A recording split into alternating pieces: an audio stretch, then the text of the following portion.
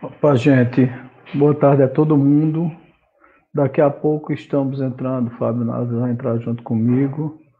Estamos aí só aguardando aí a presença dele. E eu acho que daqui a 3 minutos ele deve estar entrando já e a gente já inclui ele. Hoje o nosso tema, como nós já havíamos previsto, eu não sei se vocês estão me escutando, deixa eu só dar uma checada aqui para ver se tudo está funcionando adequadamente, fazer também o compartilhamento com a minha página. Mas vamos ver aqui, vamos ver se está tudo funcionando. Pronto, agora tá.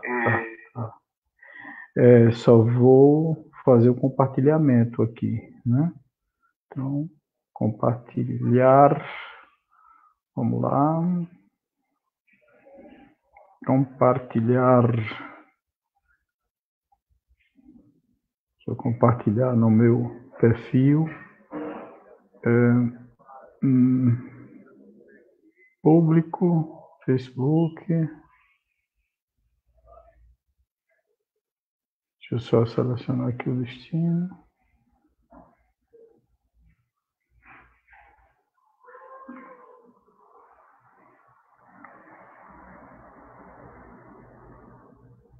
Só estou esperando que ele entre, tá, gente?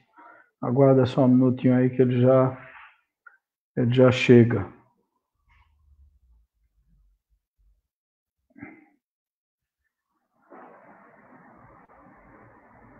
Deixa eu ver se tá... Ah, pronto, já está aqui. Na minha página já está aqui. Já está tudo tranquilo. Eu vou assistir. Já está ao vivo aqui. Está tudo bem. Está funcionando já. Bom, já está todo mundo aqui. Josiane, boa tarde. Boa tarde, Uídia. Boa tarde, Flaviana. Já deve estar chegando aí o restante do pessoal. Tá certo? Um momentinho. Ele já deve estar entrando. Vamos lá.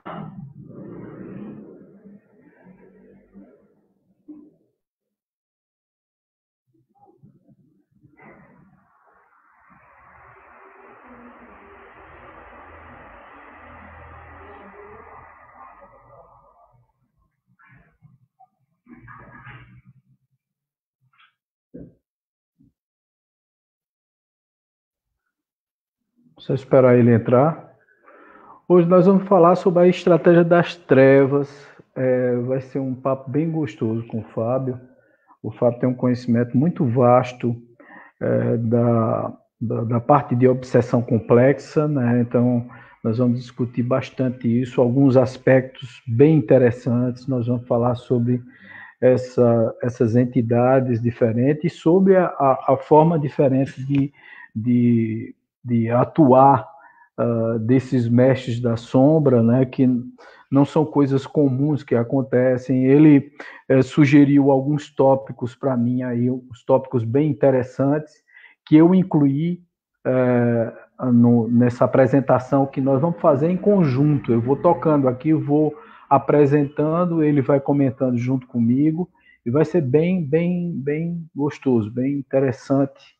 Eu acho que vocês vão gostar disso tudo, tá certo?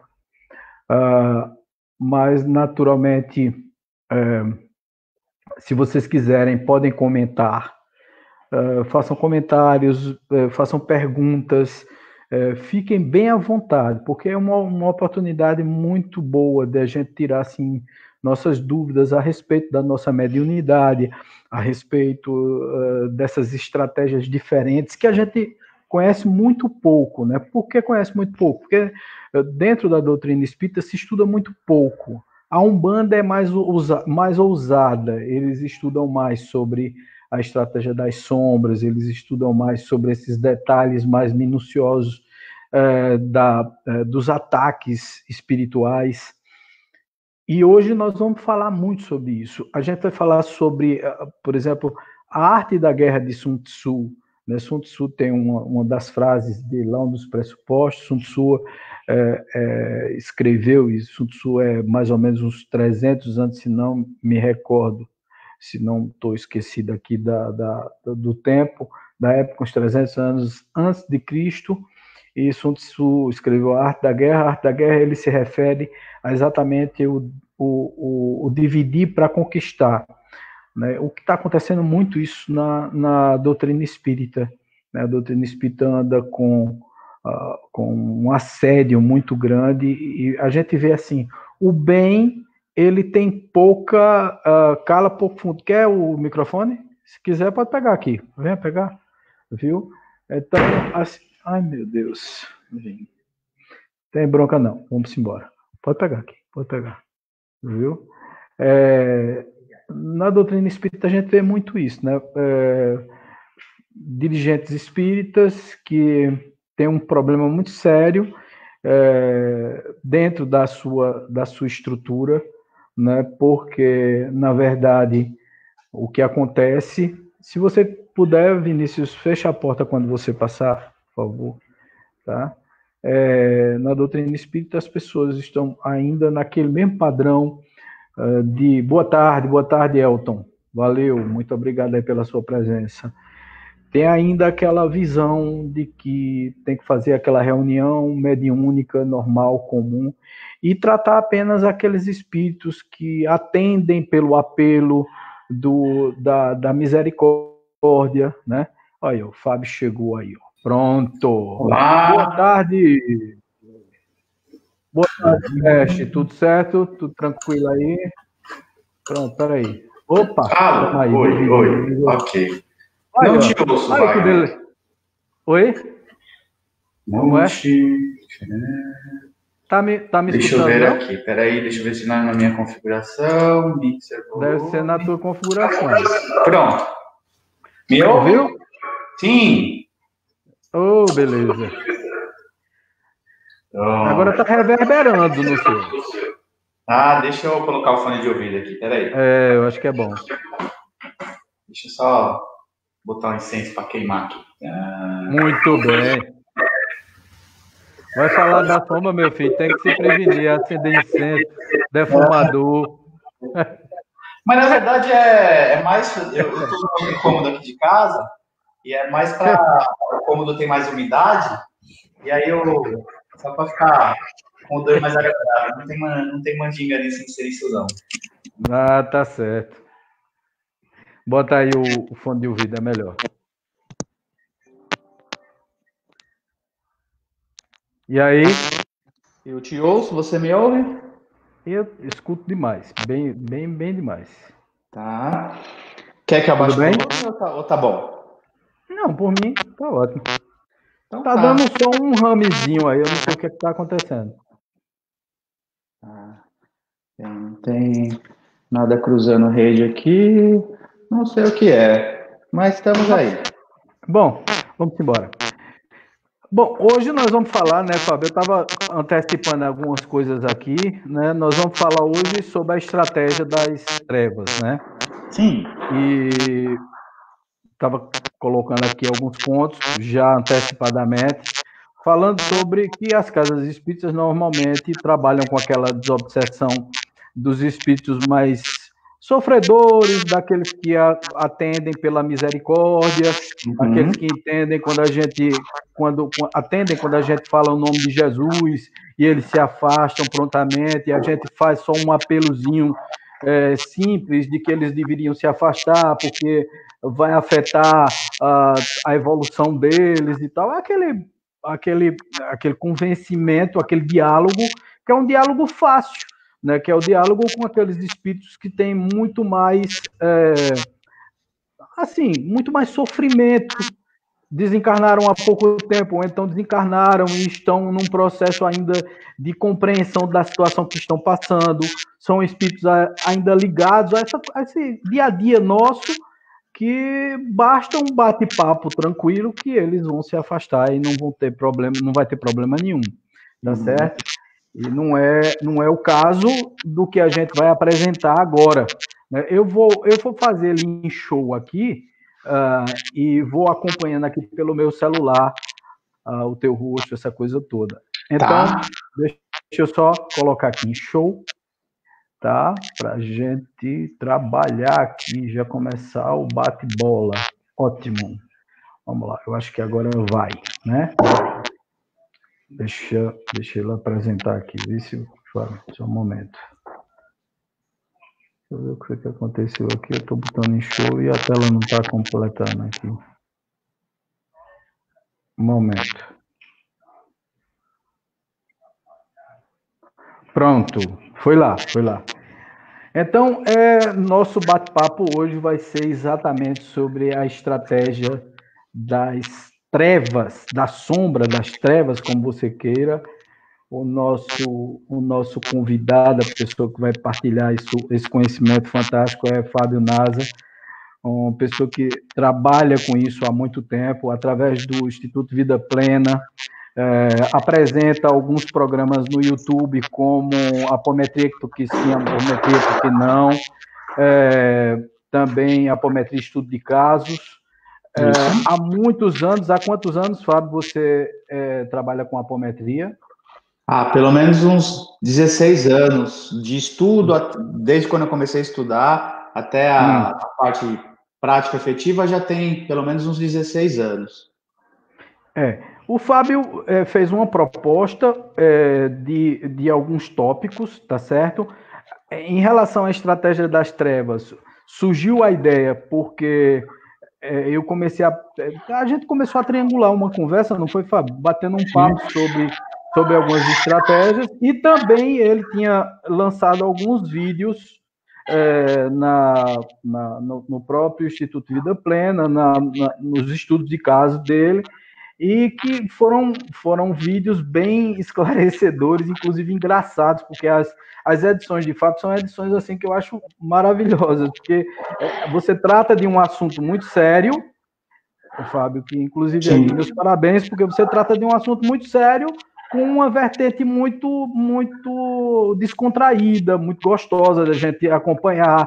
Não tem aquela coisa sisuda, aquela coisa rígida demais, daqueles padrões que normalmente as pessoas, quando vão falar de mediunidade, vão falar sobre espíritos e tal, elas vêm com uma carga muito séria, muito sisuda, e você leva a coisa mais na brincadeira, não é numa brincadeira, mas de uma forma mais divertida, que termina passando a mensagem didaticamente extremamente interessante, porque a gente ri com uma coisa que é grave, tá certo? Mas aí aprende muito, por conta disso termina aprendendo muito. Eu queria que tu falasse desse teu estilo, que é o estilo Fábio Nasa de apresentar os vídeos dos programas.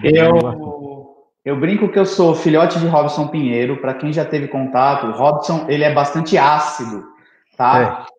Mas eu acabei lapidando e achando o meu estilo, que careceu de bastante terapia também, para eu poder enfrentar aí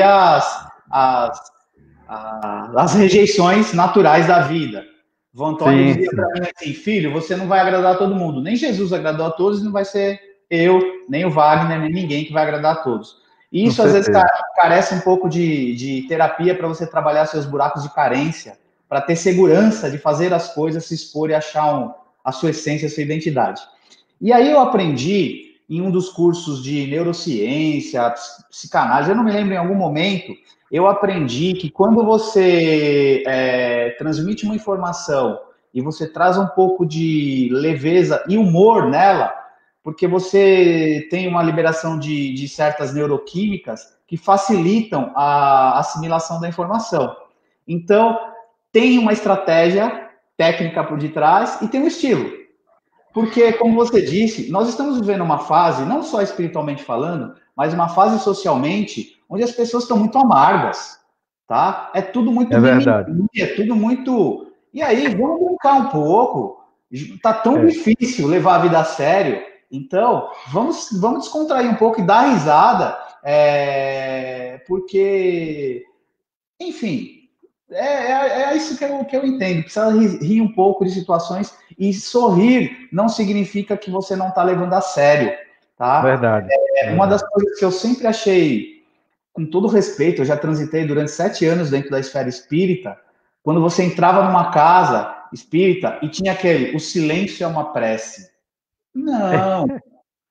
Um negócio tão mórbido, tão eu entendo que existem momentos que precisa de uma concentração, de uma meditação, mas a interação humana faz parte da vida. Fundamental, né, Fábio? Da vida.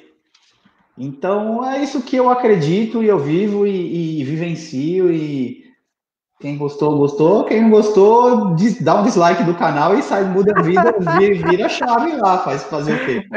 Eu gosto dessa tua... Porque, assim, eu penso da mesma forma, porque eu acho assim, lógico, a gente não simpatiza um com o outro e não entra na mesma frequência. Se não tivesse essa simpatia vibratória, se não existia essa similitude de pensamentos, né? Essa vibração parecida, né? Não existe essa coisa de você, né, ter, assim, por acaso a gente se encontrou. Não é por acaso, nada é por acaso, as coisas acontecem porque tem que acontecer.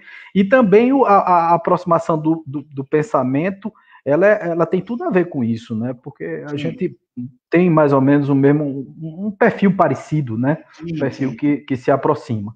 E falando sobre as trevas e tal, e muitas vezes as pessoas têm uma curiosidade muito grande sobre isso tudo, e principalmente uma inocência muito grande em relação a isso. Se acha, por exemplo, que se falar no nome de Jesus, se chamar o bem e tal, o bem está em luta, mas não é essa luta que as pessoas pensam, mas está em luta há milênios, né, contra essa coisa das trevas não querendo se adequar às energias, que são as energias baseadas nas leis naturais, as leis divinas, as leis do universo, né? E isso é uma coisa que vem de muito tempo, não é de agora. E a gente tem percebido que, assim, muitos grupos espíritas, umbandistas, universalistas, todos os istas da vida, além das religiões tradicionais, vêm sendo dissolvidas e muitas vezes afetadas pelas trevas por conta da arrogância do próprio homem, porque a gente é tão arrogante, tão metido a coisa, que termina sendo fácil para eles, né? Eles, na realidade, entram assim com uma facilidade muito grande nos meios espíritas, nos meios espiritualistas e religiosos no geral, porque nós nos dividimos. O bem é muito tímido. Eu costumo sempre falar isso. O bem é extremamente tímido e pouco ousado. Já o mal, não. O mal, eles se organizam não por conta da simpatia que eles têm entre si, porque eles são amorosos entre eles. Não, é porque eles têm um objetivo, eles são muito sérios nos objetivos dele, e eles vão assim para arrebentar, para quebrar tudo de uma vez, e aí se organizam baseado nessa estratégia do mal, de interesses pessoais, de egoísmos, né, de vaidades, mas eles se organizam. Já a gente não, a gente tem tudo que eles têm em termos de defeito, né? A gente tem vaidade, a gente tem egoísmo, a gente tem tudo, e além de tudo a gente é mimizento, como você sempre fala, que eu gosto também de falar muito sobre isso. A gente fica assim, cheio de dedos para admitir determinadas técnicas que poderiam nos ajudar, que poderia nos elevar e fazer alguma coisa para resolver esse problema, né? Se a gente se unisse num momento como esse, absorvesse as técnicas certas, entendesse como as sombras funcionam, ficaria muito mais fácil. Eu queria que você falasse um pouco sobre isso, Fábio, antes da gente entrar aí nas apresentações do PowerPoint. Tá. Eu acho que talvez até já esteja mais ou menos dentro do que tu cadenciou, não, eu não vi o material, mas é o seguinte, para nós falarmos do externo, que nós vamos estudar a estratégia das sombras ou das trevas externas, primeiro a gente precisa ter coragem, admitir e olhar para as sombras internas. Isso é fantástico, muito bom. E aí, a gente pode... Existe um modismo aí, os namastês da vida, tal, o símbolo do Taô, aquele círculozinho, eu desenhei aqui toscamente, né? A bolinha lá do Taô, que faz lá o Yin Yang. É um símbolo que demonstra a nossa dualidade, que nós somos parte sombra, parte luz, tá? Exato, é aqui, ó.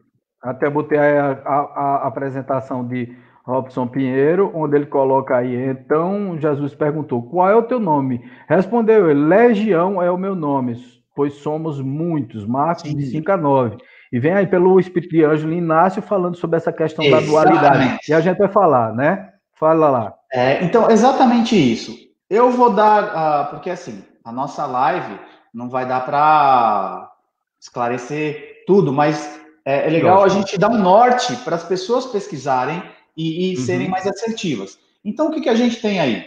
O Tao, né, o símbolo do taoísmo, dizendo sobre essa parte sombra e parte luz que nós temos.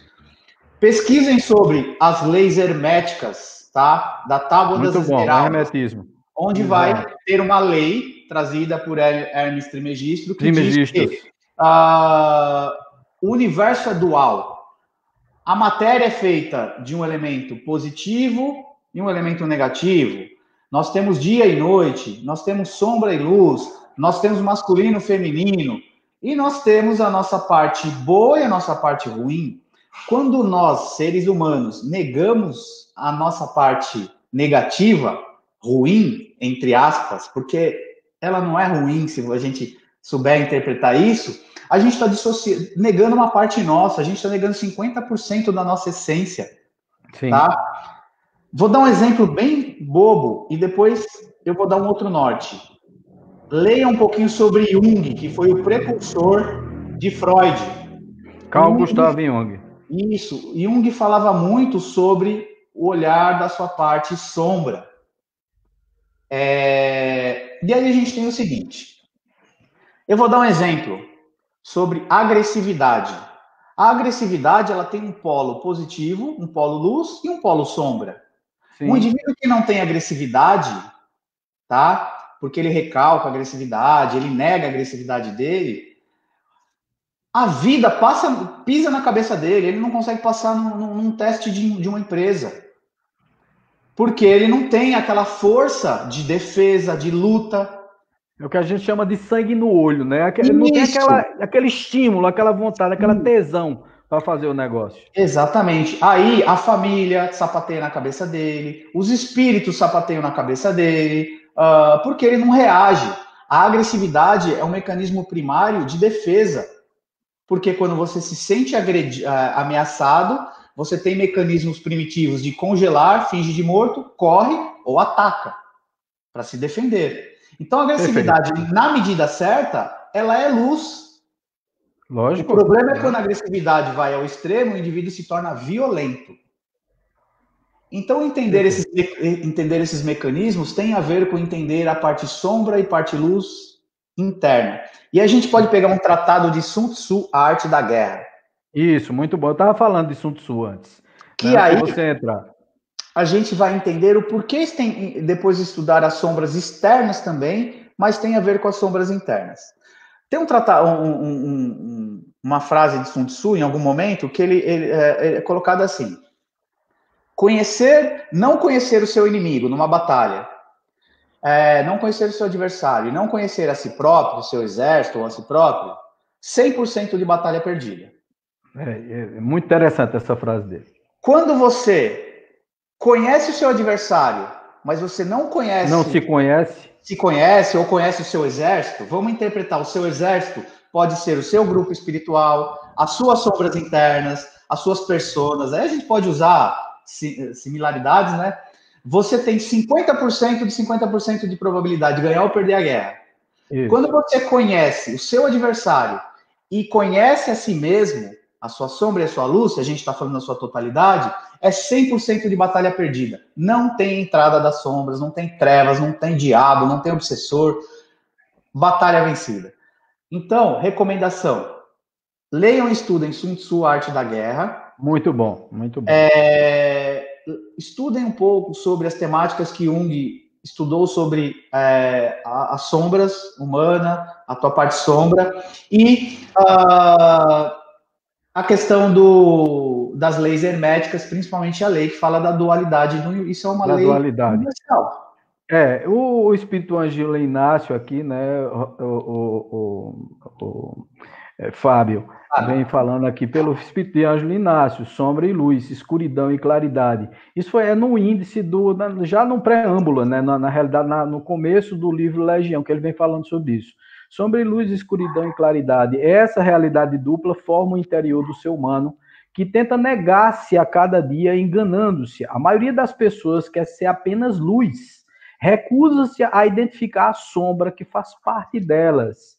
Religiosos, de um modo em geral, fala de um lado sombrio, diabólico, umbralino, como se esse lado escuro fosse algo externo e ruim, e execrável. Até quando negar a realidade íntima? Até quando adiar o conhecimento do mundo interno? Várias tentativas foram realizadas para conscientizar o homem terreno de que as chamadas trevas exteriores são apenas o reflexo do que existe dentro dele. Então, aí é onde está aquele mimimi, né, que a gente vê muito isso na casa espírita, né? As pessoas não podem fazer uma cara feia, não pode dizer que está com uma dor de barriga. Todo mundo tem que estar sorrindo, abraçando e dizendo meu irmãozinho o tempo todo.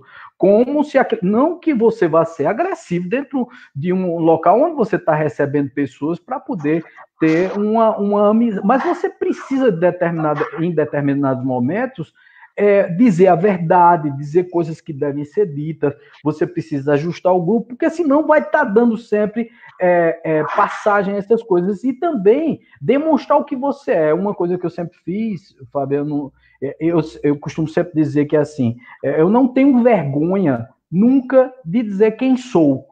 Tá certo? Eu vou e encaro de frente, eu digo, ó, velho, eu sou desse jeito, eu já fiz isso, eu já fiz aquilo, e eu sou assim, desse jeito, né? E despacho na hora. Algumas pessoas já disseram a mim, não precisa tu dizer isso. Eu digo, precisa, porque todos os dias eu preciso dizer a mim mesmo o quão sombra eu também sou, para poder me conscientizar de que preciso procurar a luz. Mas não de uma forma hipócrita, porque aí quando entra a hipocrisia no processo e a gente não entende a própria escuridão, fica uma coisa falsa, né? As pessoas olham para a gente e dizem assim, mano, que ser humano mais iluminado é esse? Será que ele não tem defeito? Que é o que acontece com a maioria dos líderes religiosos. Eles aparentam uma coisa que eles não são. E aí, lógico, quando se descobre isso, vira um boi de fogo desgraçado. Se descobrir que o cara é um ser humano normal, já vira uma coisa terrivelmente assustadora para os fiéis, né? Para os devotos, as pessoas que estão ali. E o espiritismo tá nesse caminhozinho, né? Os dirigentes espíritas, eles têm que ser assim perfeitos. Aí unta-se ao redor dele uma capa, um óleo, né, lubrificante, de como se ele tivesse assim, além do bem e do mal, uma pessoa especial, diferente. E aí eu queria que tu falasse sobre isso, e eu já vou colocar aqui Maniqueu, né? Porque é baseado em Manes, né? Maniqueu, que viveu 216 a 274 depois de Cristo, que falava sobre essa dualidade do diabo e de Deus, né? Do mal e do bem, da matéria que é intrinsecamente mal e o espírito. E eles eram as setas, né? Eles tinham essa coisa, né, não, eu tenho que negar a carne, inclusive fazer um autoflagelo. A gente vê isso de uma forma, lógico, mais branda, mas a gente vê muito isso dentro do movimento espírita, dentro dos movimentos, e até desses namastês da vida, né, que são os caras gratiluz, como você diz, né? Não, é tudo luz, é tudo bonitinho, tudo... papai... E aí, vira aquele negócio que você não está olhando para o lugar onde você tem que olhar. Você não está enxergando aonde estão as sombras, né? E que começa a partir da gente, né? Sim. Vamos lá, fala um pouquinho. O que a gente tem aí? Esse efeito dessa casca ou máscara que a grande maioria das pessoas hoje em dia se transveste, se chama sublimação. O indivíduo, ele sublima. Então, ele aparenta ser um ser iluminado, ascensionado, e aí ele não se mostra realmente o que ele é. E aí o que acontece? Tecnicamente, o que a gente tem? Aqui o encarnado, tá? E aí a parte sombra dele se dissocia. 50% dele é ejetada para fora dele. Além dessa parte ficar vulnerável espiritualmente a ponto de ser capturada, manipulada, chipada, blá, blá, blá, tá? Ele gasta muita energia, se a gente for falar em metafísica, um quantum de energia para sustentar essa falsa luz, tá? Isso. E aí a gente tem, eu vou depois postar para vocês um linkzinho de uma animação, eu amo Star Wars, do Mestre Yoda, Eu também gosto muito, eu sempre estou com as camisas de Star Wars. Aliás, a gente bate em alguns gostos assim muito interessantes, né? Porque eu gosto muito também do negócio, do perfil. É da Então, minha época, eu acho engraçado, sabe, Fábio? Porque a turma fala muito que como é Star você com 54 anos gosta de Star Wars. Eu digo, Star Wars é da minha época, moço, não é da sua, não. Star Wars é da. é isso mesmo. Eu nasci com Star Wars, cara. Na minha infância eu curtia Star Wars, cara. Sim, é isso mesmo. E esse videozinho, o Yoda, ele depara com uma parte dele, que é a parte sombra, e ele começa, eu estou dando spoiler aqui, mas vocês vão assistir, se debater. E quando ele olha para a sombra dele e ele admite, fala, eu te reconheço. A sombra começa a perder força, até assistam que vocês vão ver a conclusão dele. Fato é que o primeiro passo para a gente se proteger espiritualmente, poder lidar com a sombra externa, é admitir que a gente tem sombra interna. Para de fingir que é mestre ascensionado, do cacete a quatro, que não é, tá? Nossa, Fábio, você falou um palavrão, você é um cara espiritualizado. Ah, quem nunca? Dá uma topada na quina do seu móvel da tua casa, você não vai falar, cala Jesus, a boca. Você vai mandar puta que pariu. Exatamente. Todo mundo manda, né, Fábio? Essa coisa da gente ficar... Ih, travou. Eu costumo sempre dizer, um palavrão é uma palavra que você acha inadequada. Mas dependendo de como você coloca, você está sendo a coisa mais autêntica. Dependendo do contexto, é a coisa mais autêntica a se dizer ali naquele momento. Você fica se restringindo, inclusive empobrecendo a sua expressão. Porque você não quer dizer algo que você acha que é pecado, que é terrível dizer. Pecado está exatamente na tua cabeça, né? Está na tua forma de ver as coisas. Sim. Eu acho que é mais ou menos por aí. E as pessoas não se dão conta do esforço energético ou esforço psíquico que se tem para sustentar essa situação. Essa falsidade. Então, exato.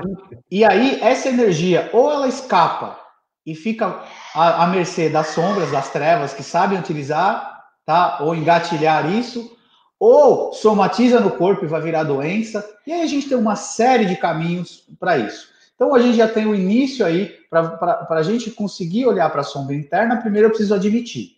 Segundo passo. Isso é fantástico. Eu vou começar a observar e entender a minha sombra para acolhê-la. A gente já tem aí o pontapé inicial para a gente poder olhar e agora começar a falar, talvez, sobre o porquê estudar o adversário. Exato, isso é muito bom.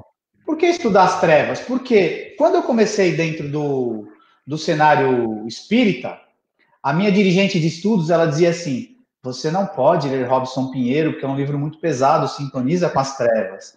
Não pode esse assunto, não pode falar de trevas aqui dentro. Aqui nós somos luz, é só Kardec.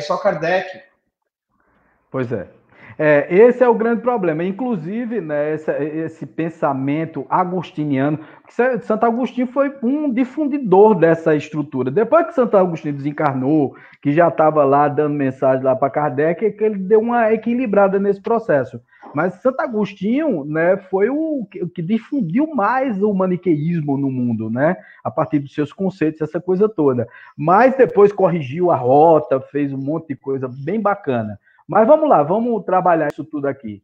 Né? Nós temos aqui, né, obsessão, que é o domínio de alguns espíritos que logram adquirir sobre certas pessoas. Isso é um conceito de Kardec do livro dos médiuns, tá certo?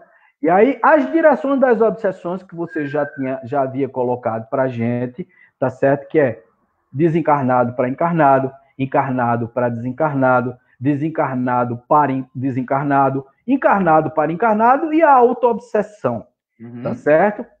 E aí você veja...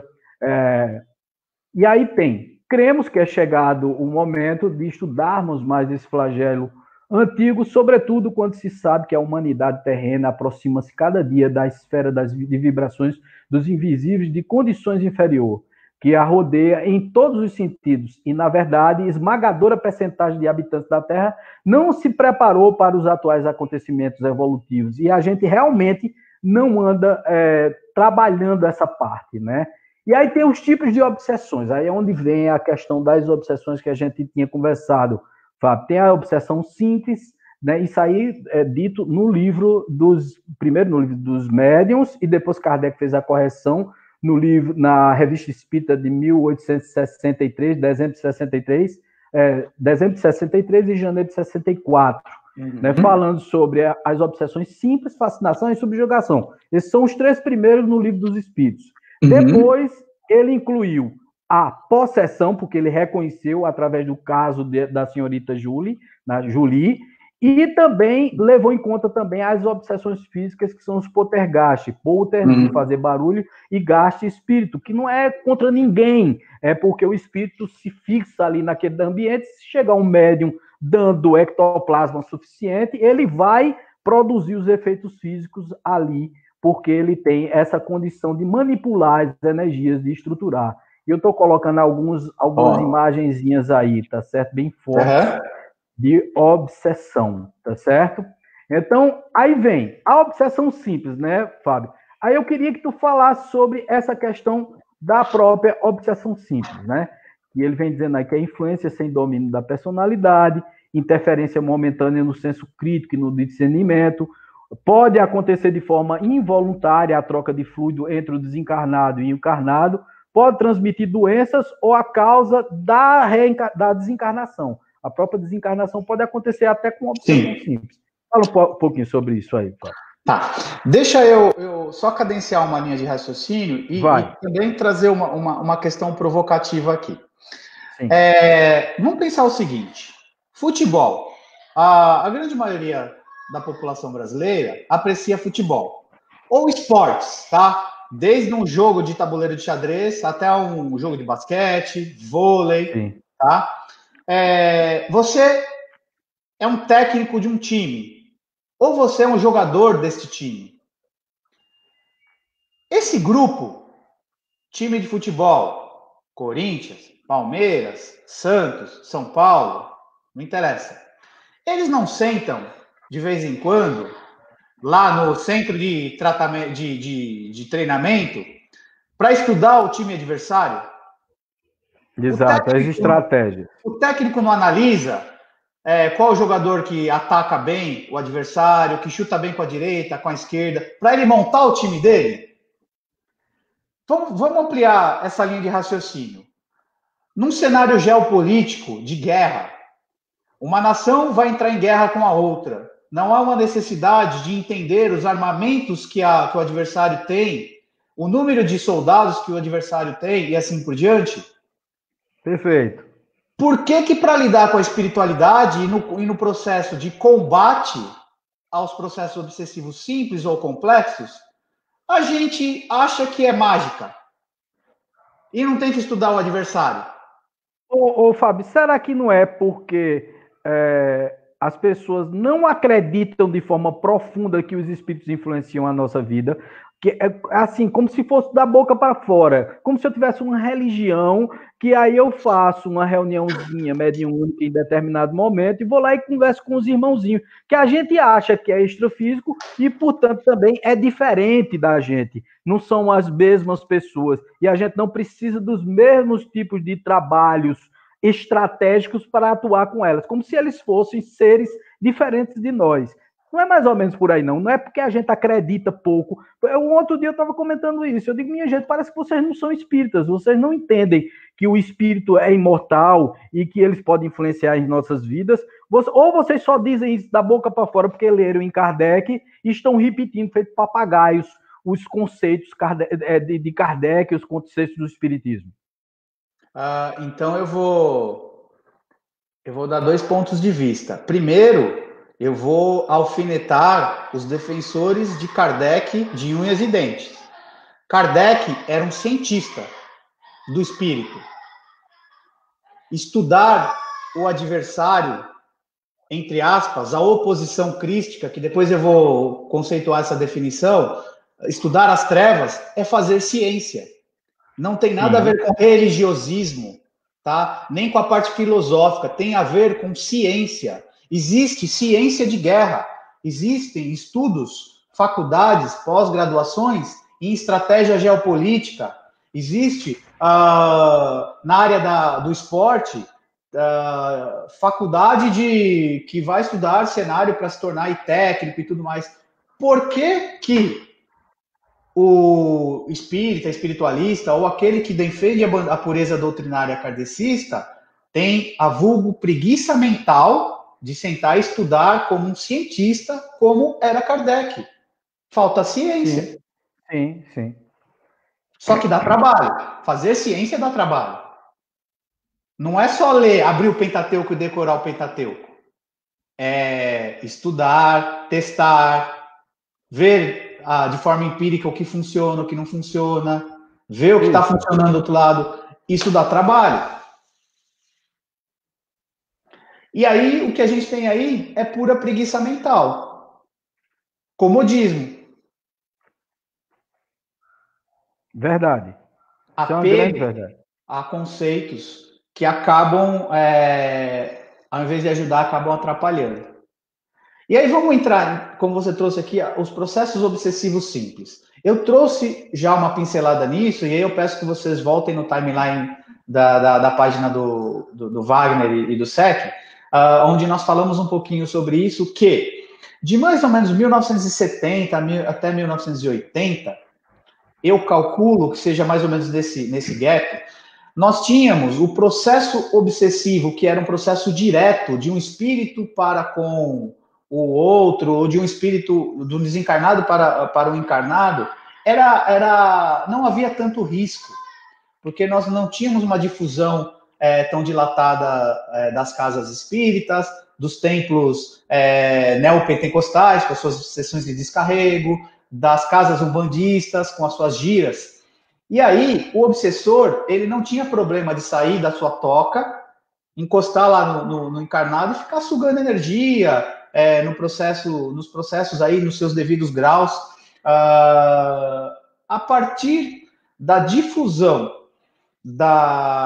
do cenário espiritual, espiritualista, umbandista, espírita, na vertente kardecista e as suas variantes, e o cenário neopentecostal, que acho que é a tríade mais efetiva nesses processos, não que em outras instâncias não ocorram, o obsessor, ele entendeu que ele falou, opa, se eu ficar colado no Wagner, e o Wagner frequenta o terreiro ou o centro aqui do bairro dele, vai lascar para mim. E aí ele se obrigou a estudar e avançou dos processos, desenvolvendo técnicas complexas de obsessão à distância. Então a gente tem uma cisão dos processos simples, que diminui o seu volume, tá? Hoje o obsessor que instala processos simples é amador, pé de chinelo, tá? Porque a grande maioria foi para faculdades no astral, para escolas no astral, para instituições, para aprender técnicas de ataque ao encarnado. E é importante a gente citar, né, Fábio, que a espiritualidade superior está pelo menos 500 anos na nossa frente em termos de tecnologia e a inferior pelo menos 50. Né? Então significa dizer que a gente está muito aquém, tecnologicamente falando, desses caras. Esses caras conhecem muito, né? Entendem muito de tecnologia. Né? Sim. E aí, eu gosto de matar a cobra e mostrar o pau. Esse dado está no livro Aruanda, de Robson Pinheiro. Aruanda, com certeza. Essa narrativa. Porque, o Wagner inventou essa estatística. Não, leiam, deixem de ser preguiçosos, peguem lá o livro Aruanda, e essa informação está no livro Aruanda, de Robson Pinheiro. Acho que a gente pode avançar, não sei se quer cavocar mais alguma coisa nessa questão da obsessão. Vamos lá. A obsessão por fascinação. Eu quero saber, inclusive, né, quando é que é a obsessão com todas essas suas nomenclaturas, quando elas se caracterizam mais como a obsessão complexa, tá certo? Aí eu estou colocando aqui a obsessão por fascinação, que é uma ilusão produzida pela ação direta do espírito sobre o pensamento do médium, pode paralisar o raciocínio do indivíduo que não acredita estar sendo enganado. Porque, na realidade, o que muda muito aí, né, Fábio, é exatamente a instrumentalização que está sendo usada ultimamente. E não a nomenclatura que está sendo dada. Por exemplo, obsessão simples.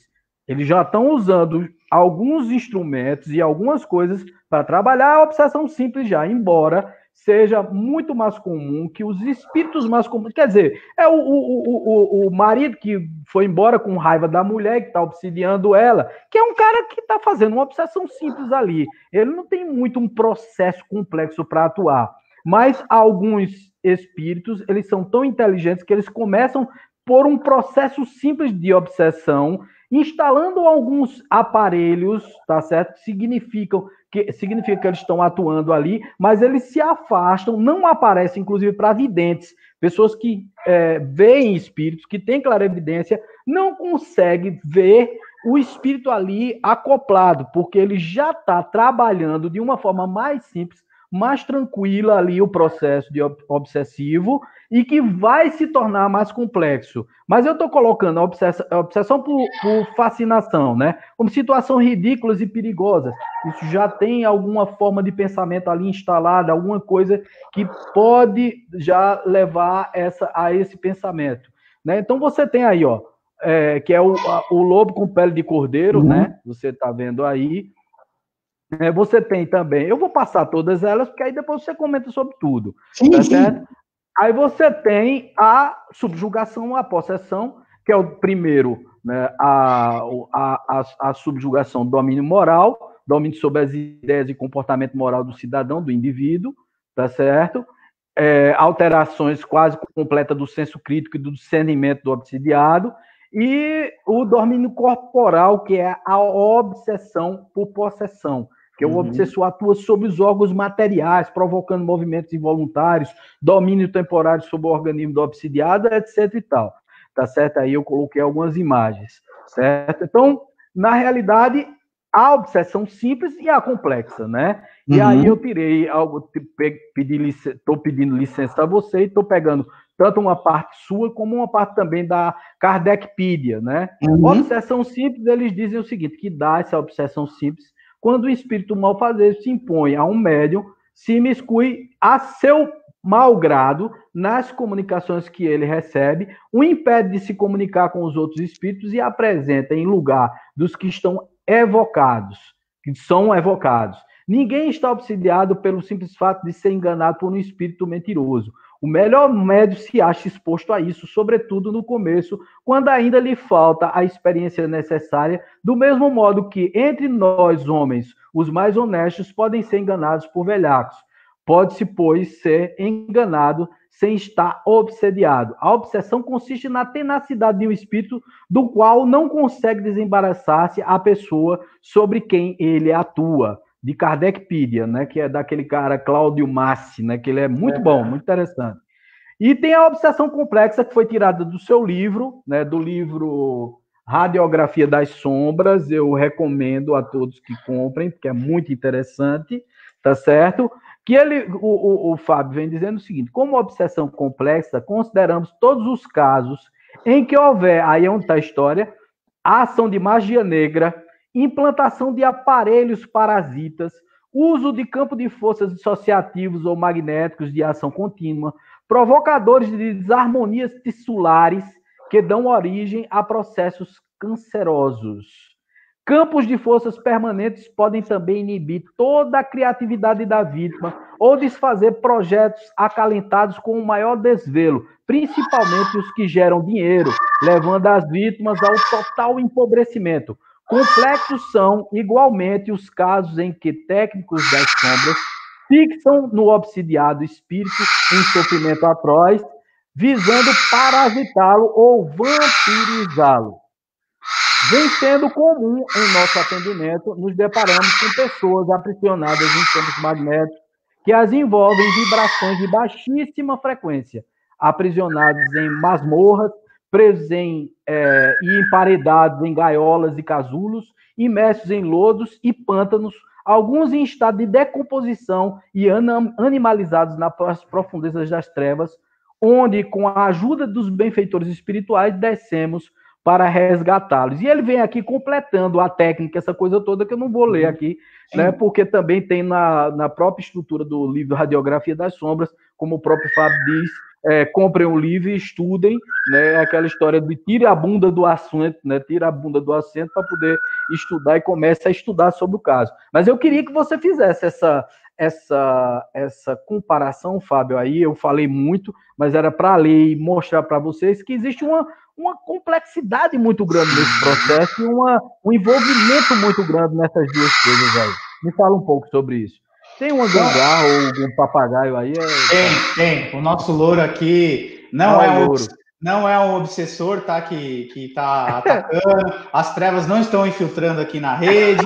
Embora, tá? Eu digo para vocês que nós já tivemos efeitos de ação durante o trabalho de atendimento por videoconferência, para se entender o tamanho da complexidade, só abrindo um parênteses dentro da nossa fala, do conjunto obsessivo interferir na conexão, tá? A partir do momento que o obsessor foi retido pela espiritualidade, a conexão dos médios estabilizou, porque nós estamos falando de magnetismo. Eles são exílios magnetistas, transitam por essas frequências de internet, Wi-Fi, 3G, 4G. Conhece tudo. Muito bem. Então, a obsessão simples é o amador, o espírito com pouco conhecimento, que vai lá para absorver energia para sobreviver, se alimentar, se saciar de um prazer, de uma energia sexual que ele não consegue mais se aproveitar fora da carne, de um cigarro, de uma bebida. Na Umbanda chamaria isso de quiumba, tá? Dos quiumbas, e nós chamaríamos no meio neopentecostal de encosto. Sim. E o obsessor básico num cenário espírita. O processo complexo, você, sem querer, já pontuou é a instrumentalização que se amplia. Os caras realmente estudaram, e aí ou monta-se um time de espíritos de diversas classes, habilidades, estruturas, para engendrar um processo contra uma pessoa, uma instituição, um grupo, ou se instrumentaliza de artefatos magísticos, tecnológicos, e assim por diante, para atuar de forma direta ou à distância. Ou tudo isso junto e misturado. O time com os artefatos. E aí, você às vezes tem, dependendo do merecimento, que para ser obsediado você precisa ter merecimento, tá? Às vezes você tem, literalmente, um time de futebol espiritual atuando sobre um indivíduo, uma instituição, sobre enfim. E aí a situação não se resolve com um Pai Nosso, com uma prece de Caritas, com um simples passe de limpeza e assim por diante. Precisa estudar e aí adentra a apometria como uma das, não a mais, mas uma das ferramentas mais avançadas tecnicamente hoje para se lidar com esse tipo de ação. É muito interessante porque essas coisas, elas acontecem, eu costumo sempre dizer assim, às vezes a gente tem muita teoria na cabeça e pouca prática. Eu tenho observado, eu vou citar aqui um exemplo, Fábio, até você vai até me dar uma ideia do que é isso que aconteceu com essa moça, né? Eu vou dar exemplos, naturalmente sem falar sobre o nome da pessoa, e naturalmente jamais faria isso, que é falta de ética, a gente falar uma coisa como essa. Tá certo? Mas nós tivemos aqui, quando começamos os trabalhos espirituais aqui no SEC, que eu já utilizava os rudimentos da apometria, nós tivemos aqui uma moça que, veja só que coisa interessante, nós quando começamos o trabalho, eu já me afastando do movimento espírita, já tinha me afastado do movimento espírita, e essa moça, não sei como ela conseguiu o meu WhatsApp, você falou aí que as sombras utilizam hoje, inclusive o WhatsApp da vida. Essa moça se aproximou de mim através de um outro grupo, porque eu fiz uma divulgação de que tinha estudo mediúnico e etc. Ela viu na internet e entrou em contato comigo e disse que tinha muito interesse, porque tinha depressão, tinha tentado se suicidar várias vezes, etc. E tal. Eu estou contando aqui o caso para tu poder depois destrinchar. E aí, essa moça, você veja o que é um elemento que pode ser introduzido num grupo que está começando os trabalhos. E aí essa moça foi introduzida, eu chamei ela, porque eu cheio de piedade, cheio de gratiluz, né? Porque eu fui né? Aquela coisa de sede ao pote, né? Você diz assim, pô, não, bicho, a pessoa tá sofrendo, vamos ver o que ela tem. Aí trouxe ela para o SEC, ela entrou na sala mediúnica, e aí primeiro eu tive uma conversa com ela e tal, naturalmente, mas a primeira vez que ela entrou na sala mediúnica, inclusive um dos médios até hoje não voltou, viu? Porque foi tão assustador que até hoje o cara não voltou. Ele deu um pinote e nunca mais voltou. Foi o que aconteceu. Quando essa moça entrou e tal, e nós abrimos e tal, abrimos a frequência dela, né, e tal, e deixamos, e veio o espírito através dela. E aí veio um espírito que disse, a primeira coisa, que nunca tinha reencarnado. A segunda coisa, perguntou, ela é bonita? Aí eu digo, é uma moça bonita, né? O que é que você quer? Né? Ele disse, olha, ela é minha. Eu digo, como é? Ele disse, ela é minha desde os 12 anos de idade, que eu tenho um caso com ela é minha esposa. Né? Nós nos encontramos todas as noites no astral e ela é minha.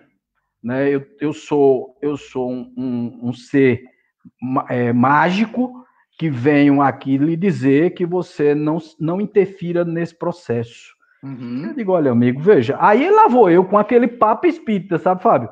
Olha, tal, meu irmãozinho e tal, bababá, por favor, veja. Aí, com a minha técnica de prendê-lo na pirâmide, lá fui tentar prendê-lo na pirâmide, Fábio. Meu amigo, o cara disse, deu uma gaitada, disse, você não consegue me prender na pirâmide, não. Eu digo, por quê? Ele disse, simples.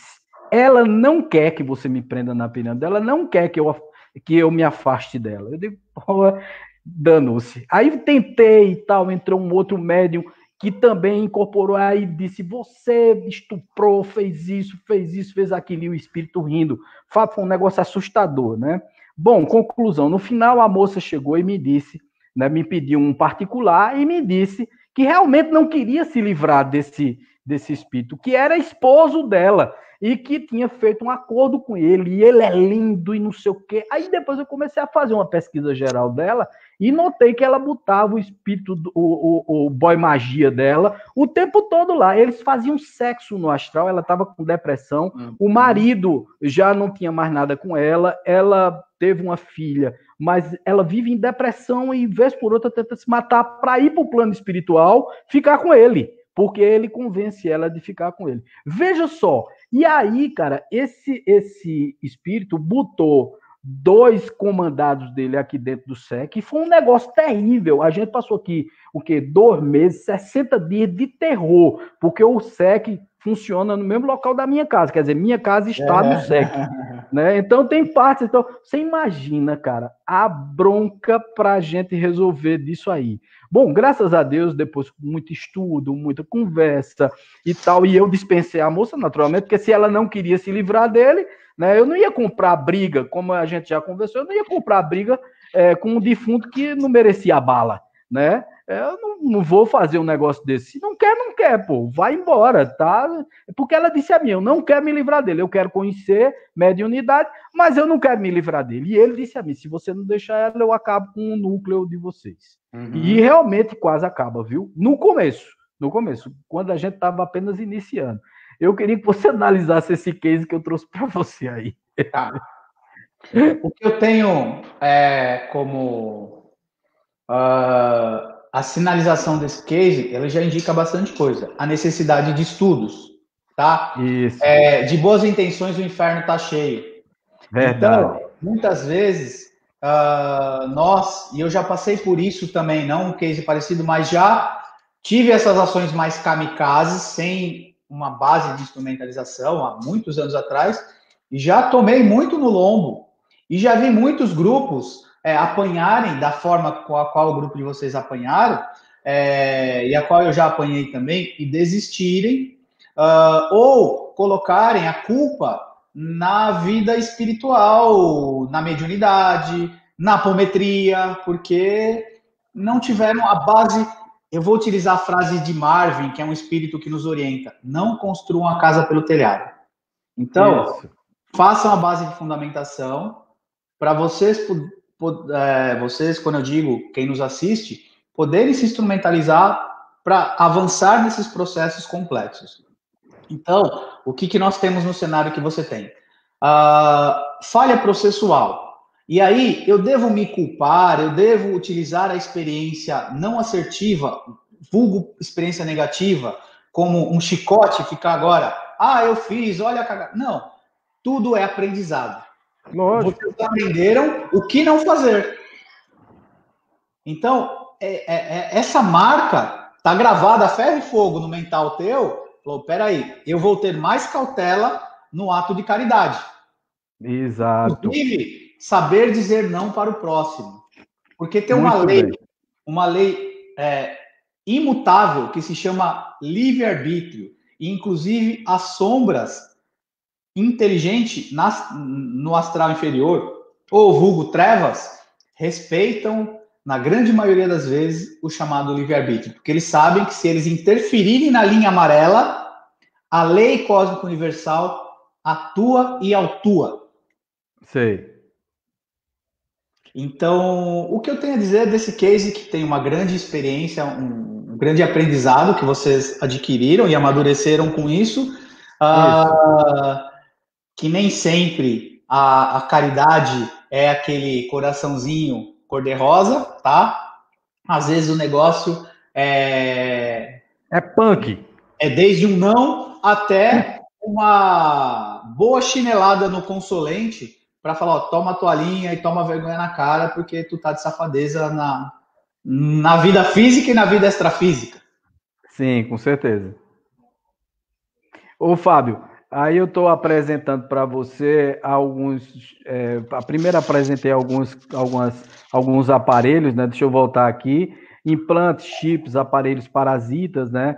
E eu queria que você explicasse assim um pouquinho assim de passagem essas coisas que esses magos negros que você vai falar sobre eles e tal, esses espíritos de uma hierarquia maior, de um cabedal de conhecimento maior, como os cientistas, né, os magos negros, né, esses caras que tomam conta disso. A primeira coisa que eu achei muito interessante, né, quando lendo toda essa literatura, já estou há mais de um ano lendo sobre isso, que é muito pouco, eu percebi assim, que magos negros mesmo, nós temos o quê? Uns 50 magos ou 60 magos negros no mundo, e as pessoas dizem assim, que eu achei muito curioso alguns cases teus, que tu coloca assim, que teve gente que chegou dizendo que tinha 49 magos negros atuando sobre ele. Eu digo, pô, esse cara tem muita importância mesmo, viu, velho? Porque como é que o cara tem 49 magos negros tomando conta dele, né? E eu achei interessante que no outro você disse assim, baixou para 5, né? Porque tinha um cara que tinha 5 magos negros. Então, eu gostaria que você falasse um pouquinho sobre essa questão aí dos magos negros e desses aparelhos que são colocados. Tá. Duas coisas. Primeiro, eu recomendo que vocês assistam no canal lá, esse case chamado 49 Magos Negros. Muito bom. Conta, olha, fazendo uma piada, eu pensei que o Donald Trump estava na nossa mesa apométrica, porque o nível de importância mundial, global, tudo isso de espírito tentar derrubar ele, só se fosse Donald Trump e olha lá. Uma coisa que eu vou abrir um parênteses aqui, nós estamos aqui na live, e eu estou tomando a minha Coca-Cola, abri um salgadinho aqui. Olha, coisa boa. A gente precisa parar de mistificar também, não é porque a gente está falando desta temática. É claro, a minha casa tem os seus anteparos, eu faço as minhas lições de casa, né, espiritualmente falando, mas a gente pode conversar também de assuntos mais densos de forma leve. Lógico. Não precisa, vamos fazer, sabe, uma estrutura. Você está aí de uma forma descontraída, sentado na cadeira de uma forma tranquila e tudo mais, porque dá para ser leve, mesmo falando de coisas densas. Vamos voltar aqui à questão dos magos negros, que hoje seriam uma das classes. Primeiro, o que é hierarquia? Eu gosto muito, em aula, orientar os meus alunos que voltem ao uso do dicionário, tá? Para aprender a definição de palavra, porque a população em geral hoje é analfabeta funcional. Ela sabe ler, mas ela não sabe interpretar, ela não sabe o significado da palavra. Eu falava sempre isso quando estava como professor de faculdade. Eu digo, nós temos muitos analfabetos funcionais, né? Lê, mas não interpreta, não sabe entender o que é que está ali. Se a pessoa entender o significado de hierarquia, ela já vai entender que nós somos, no contexto da vida terrena, diariamente, não é confrontados, mas nós nos deparamos com hierarquias o tempo todo. Dentro do nosso lar tem a hierarquia, o pai, a mãe, o avô, a avó. No seu trabalho tem uma hierarquia, sei lá, o faxineiro, o encarregado, o chefe, o gerente, o vice-presidente, o presidente. No plano extrafísico, tanto da luz, tá? Vamos trazer uma definição aqui. É claro que a gente vai falar de bem e mal, ou trevas e luz, mas vamos pegar uma definição que foi aprendida no Colegiado de Guardiões. O que nós temos? A força crística, ou a política crística, e os opositores da política crística. O que significa isso? Os espíritos que nós interpretamos por serem espíritos do mal, não é que eles são do mal, eles militam, eles têm uma ideologia diferente, contrária à ideologia crística. Qual que é a ideologia crística? A ideologia crística é a ideologia de libertação de consciência, de fazer com que o indivíduo aprenda, se desenvolva intelectualmente, emocionalmente e caminhe com as suas próprias pernas. Essa é a política crística. Tá? E é exatamente essa luz que nós procuramos interna. Isso. A luz é exatamente romper a ignorância, né? Conhecer. Sim. Luz vem de lucidez. Exatamente, muito bom, muito bom. E aí a gente pode pegar todos os avatares que militavam nessa linha. Gandhi, Jesus, Buda, Krishna e blá, blá, blá. Tá? Todas as correntes que pregam. Porque quando fala amor, é muito reducionista e muito piegas. Parece que é ursinho carinhoso saindo do bolo e emanando coraçãozinho. O amor tem a ver com limite, tem a ver com essa libertação de consciência e de escolhas. Eu estava falando com uma colega hoje, um pouco antes de falar contigo, e ela estava querendo ajudar uma pessoa, e ela falou, mas essa pessoa não quer, mas não quer. Eu falei, isso não é amor que você exerce pela sua colega, é controle. Deixa ela bater a cabeça no poste, porque ela quer esse caminho. Ah, mas eu gosto muito dela. Eu falei, não, você tem posse sobre ela, você tem controle sobre ela, porque ela não quer ajuda. E você quer enfiar ajuda goela abaixo. Exato. E aí vamos pegar a política opositora crística, ela tem uma ideologia de aprisionar consciências, deixar o indivíduo codependente. Codependente desde o governo, que fornece bolsa para você sobreviver, codependente energeticamente, codependente emocionalmente, codependente espiritualmente, para que você seja escravo de um sistema vigente, espiritual ou físico. Então, essa é a diferença. Eles acreditam que essa é a política certa para eles. Eles não Fábio, falando, desculpa, só para eu não me esquecer, falando sobre essa questão opositora, quando a gente fala assim, opositora crística, não significa dizer que os opositores crísticos não utilizem do nome de Cristo para se dizerem do lado de Cristo, mas são do lado das trevas. E muitas vezes esses magos negros, esses espíritos hierarquicamente mais avançados, eles têm o domínio sobre determinados sacerdotes, pessoas e etc., dirigentes de casas espiritualistas, espíritas, etc e tal, exatamente colocando esse negócio de amor. Não, você não pode ler Robespierre. Não, você não pode ler Hermetismo. Não, você não pode ler Helena Blavatsky. Você não pode ler fulano de tal. Você não pode. Que é exatamente para tirar a tua lucidez e você ficar dominado por aquele conhecimento restrito e não ampliar e não cuidar de si e das outras pessoas que estão ao teu redor. Eu não sei se estou correto falando isso. Sim, não deixa de ser uma estratégia de exercer um controle, de instaurar um sistema de controle. Tá? a luta da luz, ou das forças crísticas, é realmente instrumentalizar o ser para que ele aprenda a ser cada vez mais autônomo e autômato, mais individualizado, menos codependente de um sacerdote, de um templo, de um governo. Por quê? Vamos trazer para o contexto sociológico nosso, social.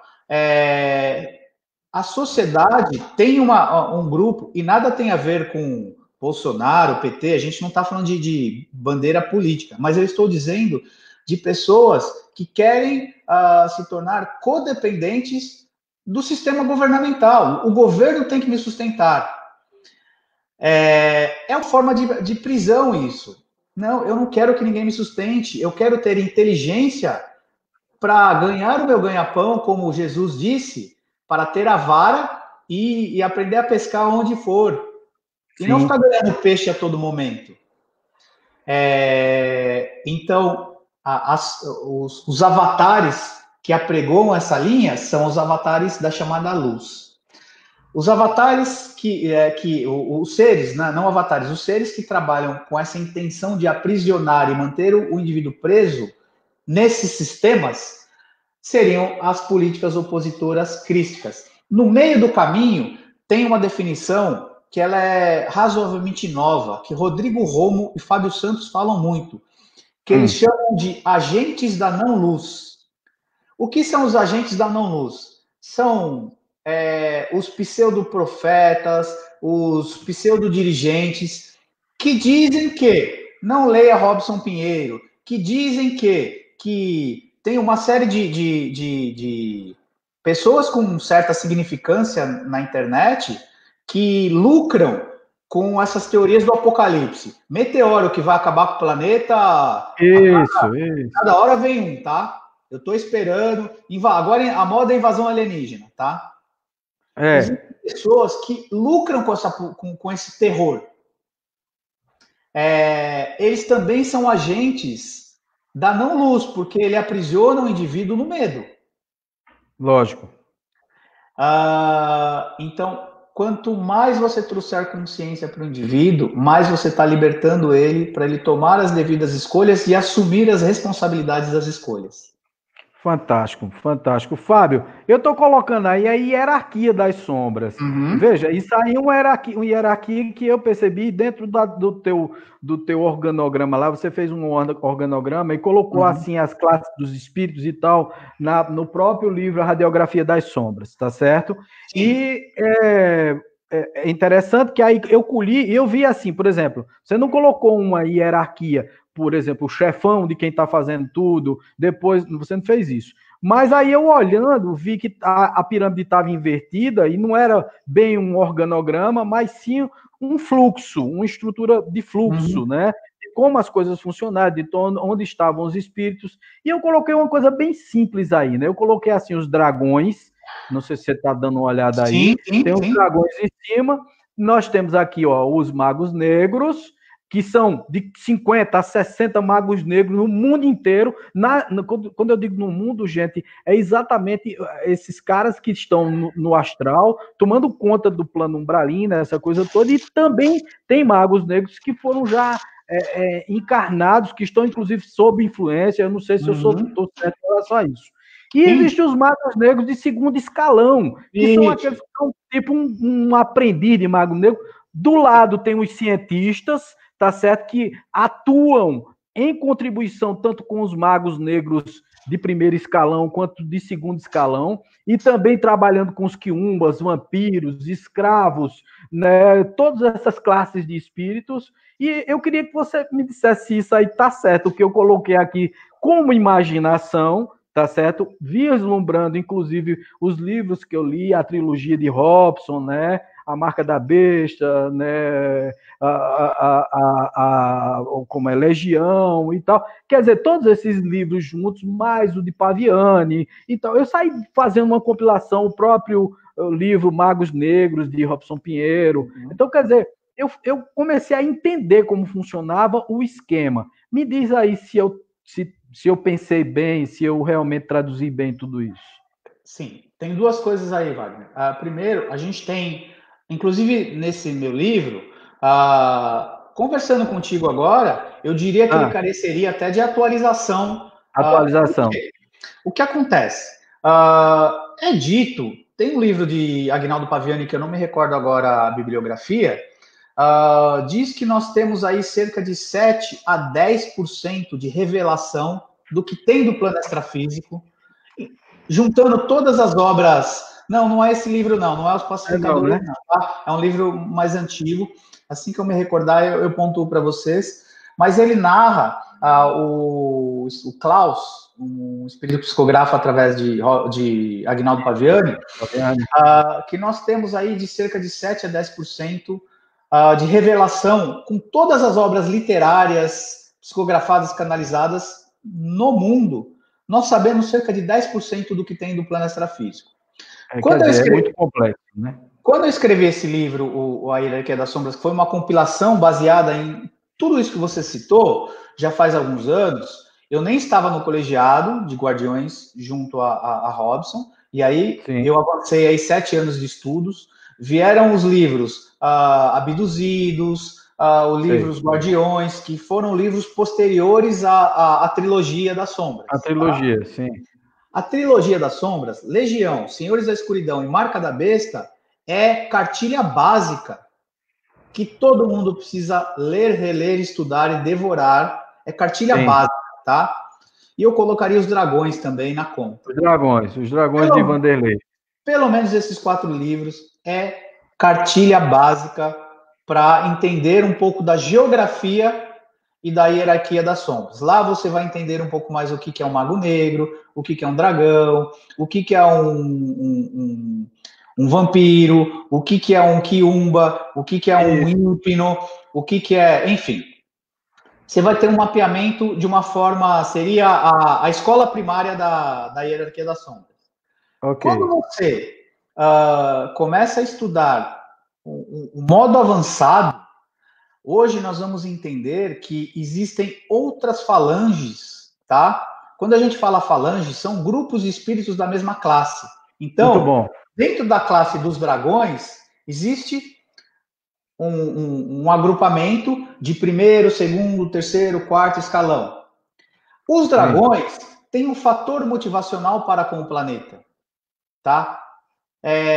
Tem uma característica belicosa, tem uma característica técnica. Quando você fala de magos negros e essa falange, essa estrutura, que até então, no astral, degladiava por poder com os dragões. Mago negro não se bica com dragão. Só que num determinado momento da nossa história, as duas classes se unem para combater o processo de transição planetária. Só que as literaturas atuais narram que essas duas classes cindiram e hoje brigam também entre si pelo domínio do astral. Ixi. Tá? Então, sabe briga? Vamos fazer analogia no Rio de Janeiro? O Morro do Alemão com o Morro do... Sim. Briga de poder por território? É mais ou menos isso que acontece. Isso para a luz também é útil. Sun Tzu, arte da guerra, dividir para conquistar. Dividir para conquistar, exatamente. Deixa que eles degladiem entre si, porque eles se enfraquecem, porque enquanto as trevas estavam unidas entre si, estava mais difícil o combate. Em determinado momento da história, começa a ter uma cisão e uma luta de poder tá?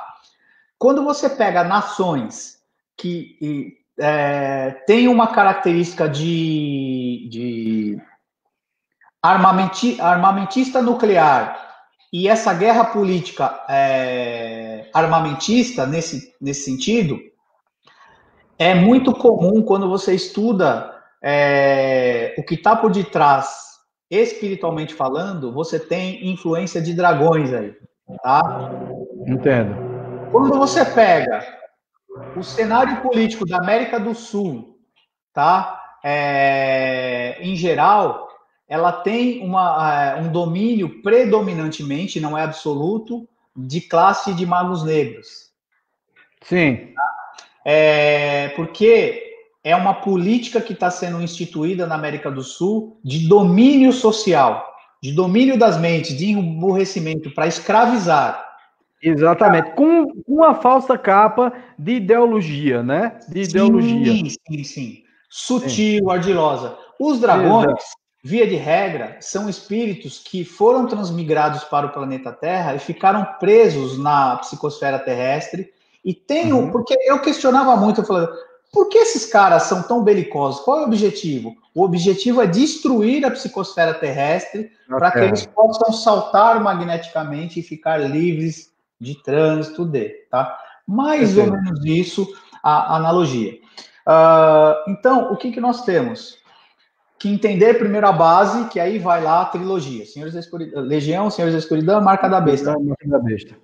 Para a gente poder olhar para esse cenário da hierarquia das sombras, até num contexto macro. E aí entender que hoje existem certas invasões no nosso planeta de seres extraplanetários, como seres draconianos, como os reis, de consciências extraplanetárias que também têm se introduzido no nosso planeta para roubar DNA, para fazer experiência com o ser humano, porque alguns seres de outros planetas já não conseguem mais se reproduzir, estão estudando uma forma que são seres entrantes, de provocar processos obsessivos similares aos processos de possessão, onde o indivíduo domina o campo mental do outro e ele age sobre o outro utilizando o corpo dele como uma mera... ele encarna dentro do encarnado. Estou fazendo uma forma bem reduzida, tá? Sim. Porque há um estudo, uma pesquisa, e é muito complexo até falar disso, porque quem nos ouve e ainda está na base vai falar, ferrou, porque já chega o obsessor, agora você vai falar que tem ET aqui também, enchendo o saco da humanidade. Porque eles ainda não viram a história das duplicatas, né? Dos clones, essa coisa toda. Sim. Então, acho que uma das funções dessa live é justamente essas provocações para que as pessoas procurarem. Tirem a bunda e procurem, porque não dá para esgotar o assunto. Eu estou falando... Lógico que não. Eu tenho 16 anos de estudos, só de colegiado foram 7 anos. Tá? Foi uma faculdade de estudos da geopolítica planetária, tá? E da geopolítica astral planetária. Sim. Então, tem que estudar. Se você não quer estudar, fica em casa assistindo novela das 9 e assistindo Netflix. E não se mete a trabalhar com a espiritualidade para não ser... Sabe, a minha analogia, nós estamos numa etapa planetária onde as escolas, algumas escolas espirituais, eu acredito que o SEC está se desenhando para essa característica, o Núcleo Vida Plena, é mais ou menos um treinamento do BOP, tá? Do BOP espiritual. Então, tem uma exigência razoavelmente alta para dar conta do que vai enfrentar pela frente. Muito bom. Ô, Fábio, veja só, a gente ficou de falar também de funções de falange, mas teve uma pergunta aqui de Josiane, eu vou botar show aí para tu dar uma olhada. Ela perguntou aqui, Vaguinho, né, que é o meu apelido, o quanto e como as terapias regressivas, psicoterapia, hipnose, meditação, etc., podem contribuir contra essas estratégias das trevas nas obsessões complexas? O que é que você acha? Bastante. Primeiro, se o profissional que for aplicar, ele for uma pessoa estudada, fundamentada, saiba para que serve cada ferramenta, porque a colega aí citou várias, tá? O que tem acontecido? Tem um modismo agora, a pessoa ela era engenheiro na Volkswagen, e aí ela acorda que ela vai ser terapeuta holístico. Aí ela faz uma imersão de 2 meses e ela sai com todos esses títulos. E ela faz um cartão, agora eu sou terapeuta ringuiano, regressão, tarará, tarará, e ela põe um consulente num setting terapêutico. Primeiro, ela não sabe das interações energéticas que tem, porque quando ela passa a ajudar um consulente, mesmo em setting terapêutico, ela está mexendo no vespeiro. Vai vir no lombo dela. E aí, às vezes, ela aplica a ferramenta, ela nem sabe o que ela aplicou. E ela põe lá, faço apometria clínica, faço regressão, faço hipnose. Muito bem. Então, primeiro, o indivíduo, tanto no plano espiritual quanto nas questões espirituais, energéticas, tem que estudar, o espírita, um bandista, blá, blá, blá, mas o terapeuta também. Se ele souber o que ele está fazendo, e o estudo não para. Por quê? Um processo, uma técnica obsessiva e uma patologia psíquica, ela também tem mudado. A depressão de 10 anos atrás não é a mesma da atualidade. E agora? Porque hoje existem processos depressivos muito mais profundos, complexos, com interação medicamentosa. Aí o cara começou a tomar remédio, aí misturou com droga, aí mistura com bebida, aí ele está no pânico do Covid. Então, tem que estudar constantemente. É efetivo sim, porque ajuda o indivíduo a conhecer a sua sombra, ajuda o indivíduo a desprogramar certos comportamentos no campo psíquico, comportamental, blá, blá, blá. E aí, se tiver aliado, aí a pergunta da colega é bem pertinente. Um trabalho espiritual ou uma apometria num centro como o SEC, caritativo, tarará, tarará, tarará, sem cobrança, com intercâmbio com a espiritualidade, unido ao Wagner terapeuta, que vai cobrar pela mão de obra terapêutica, você está trabalhando 2 pilares simultaneamente do indivíduo. Esse indivíduo decola, tá? Em 3 meses, você tira o indivíduo do buraco e faz ele andar. Como a gente já conseguiu aqui várias vezes, viu? Se você ficar atacando só a ponta espiritual, mas não trabalhar o traço comportamental, emocional, as punções e tantas outras coisas, o indivíduo volta. Perfeito. Se você trabalhar só o emocional, mas deixar lá a cambada de obsessor e aparelho parasita, eles colocam tudo de volta no indivíduo e aí ele recai. Então, a excelência é o conjunto. Só que esse conjunto, Wagner Andrade ou Fábio Nasa, é um profissional terapêutico. Eu tenho quase 30 mil reais de investimento em estudos, tá? Livro, cursos, tempo. E a pessoa quer sentar no meu banquinho terapêutico e quer que eu faça de graça. De graça, é isso que eu fico falando o tempo todo, sabe, minha gente? Tem 2 coisas aí diferentes, né? Nós temos o SEC, a parte espiritual, que é a parte de noite, que foi uma coisa que eu abri. E porque na própria estrutura terapêutica, eu percebi a necessidade de dar um apoio às pessoas na parte espiritual. Porque quantas vezes eu não induzi uma pessoa, e em determinado momento eu percebi que ali não estava falando a pessoa, e sim um espírito. E eu disse, amigo, você não pagou a sessão não, viu? Você não pagou a sessão não, a terapia não é com você, a terapia é com... Aí depois eu comecei a pensar, eu digo, por que não? Né? E por que não? Né? E por que não abrir a parte espiritual à noite? Por que não colocar esse pessoal para trabalhar, para ser atendido pelo hospital espiritual, para fazer desobsessão? Por que não colocar esse pessoal e desenvolver esse pessoal mediunicamente para poder eles entenderem o que é a mediunidade deles, para que eles entendam como, inclusive, se autocurar, porque não existe cura da gente para ninguém, se autocurar energeticamente quando eles estiverem com os chakras congestionados, com os chakras tomados e etc. Por que não? Por que não? Então, eu rompi essa ideia, tá? Que é uma ideia muito espírita, né? Essa coisa de dizer assim, não. Tem muita gente que me diz assim, não, papai, não deve cobrar reiki, eu estava cobrando reiki. Eu digo, cara, eu investi muita grana no reiki que eu aprendi. Eu fui até o mestrado de reiki, fui até o último, aprendi até o que não devia aprender. E aprendi, fui lá atrás.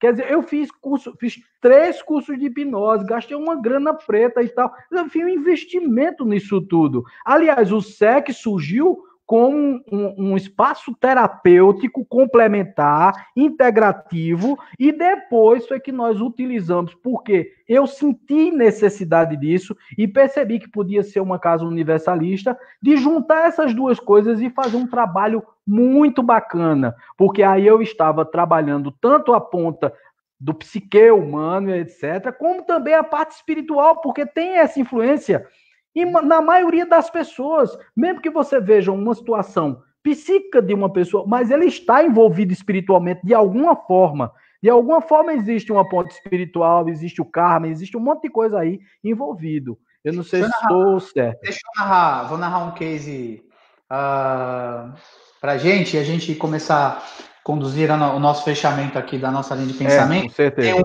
Seguinte, essa semana chega uma paciente para mim em setting terapêutico.